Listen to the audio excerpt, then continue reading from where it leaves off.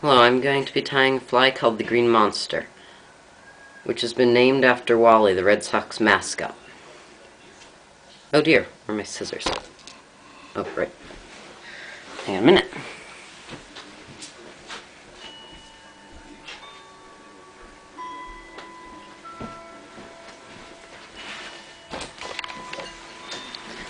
I return triumphantly with scissors.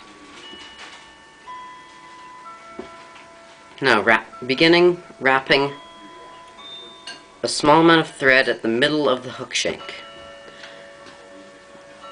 Next, I'll be taking a amount of polar fiber, a relatively large amount at that. And unlike normal flies using polar fiber, in this fly you do not comb out the fuzz at the butt ends, but rather leave it in as it spins better with this, or flares, should I say.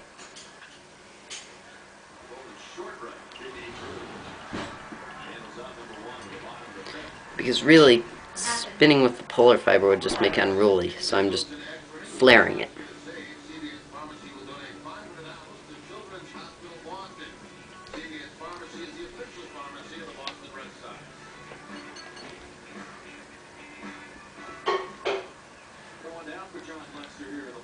You might want to lash in much better than you would spinning normal hairs, or else it'll slide all over the place and become incredibly annoying. And really, I'm just tying it pretty much like you would spin a normal hair such as deer or elk, except it's polar fiber instead of deer or elk. In this next tie, again, I will not be trimming out, I will not be combing out the fuzz at the butt ends, but I will be tying it in butt end facing backwards, which is not quite so normal. I don't know why, but I have a feeling this makes it tie in better. Now again, I'll be pushing the frontward part backwards and tying down in front of it.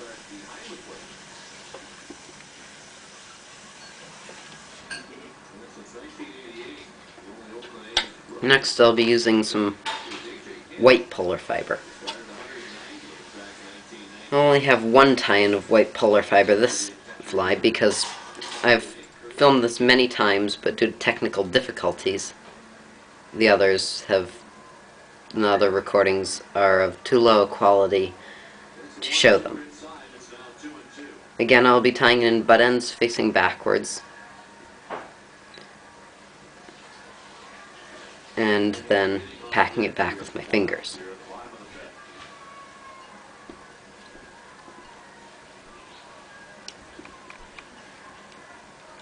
This is one of the easier flies to spin This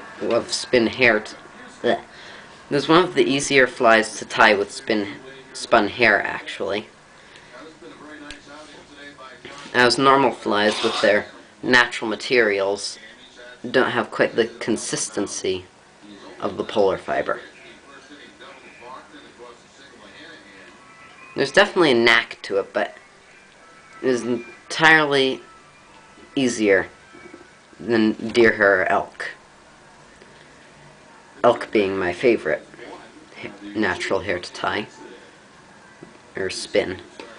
But really, I'd say that this is definitely my favorite of all the materials to spin. Even though really I've done some flies with spun foam that are equally as enjoyable.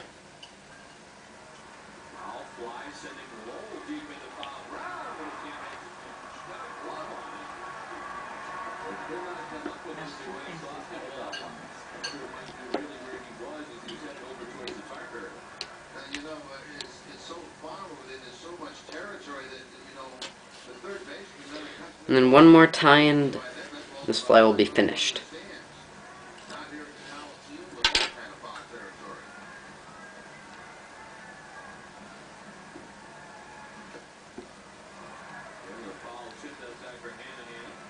Some pretty good velocity today from John Lester too. That last fastball across seamer at 92 miles an hour.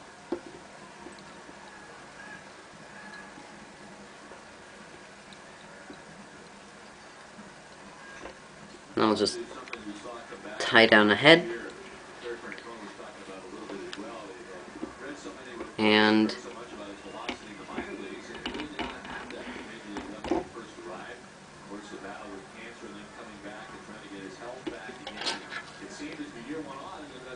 it's finished.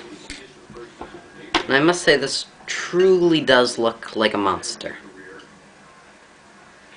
As, frankly, it should. Now to begin trimming it.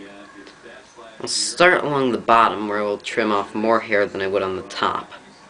And just trim thick sections off. Though, be careful not to cut the first tie-in, as that's forming the tail.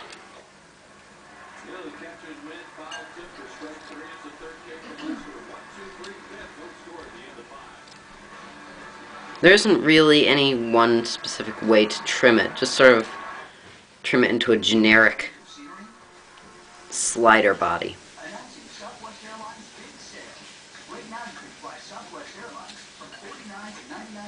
One thing I must say is this is definitely the easiest of all the materials to trim.